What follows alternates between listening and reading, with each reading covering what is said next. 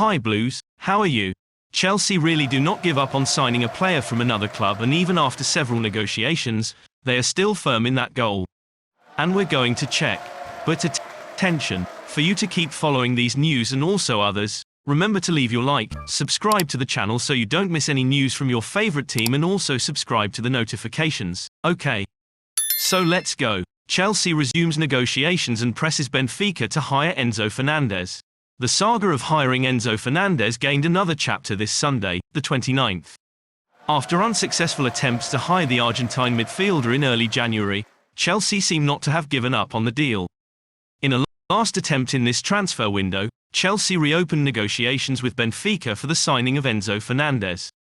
Although the Portuguese club's public posture is to only negotiate with the triggering of a termination clause, Chelsea continues to insist on all alternatives to reach an agreement for the player.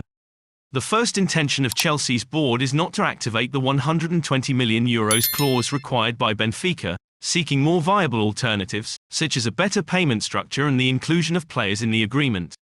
Despite trying not to trigger the player's release clause, Chelsea's board is willing to pay the €120 million to have the player in January, avoiding the interest of other clubs in the European summer window.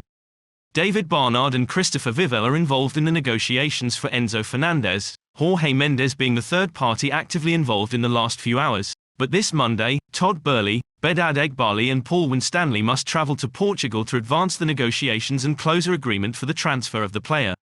Despite the firm stance of not wanting to trade the player, it is reported that Benfica's board is divided in accepting a structured deal for the sale before the transfer window closes.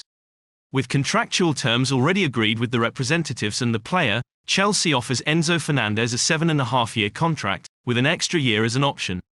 And you, what did you think of this news?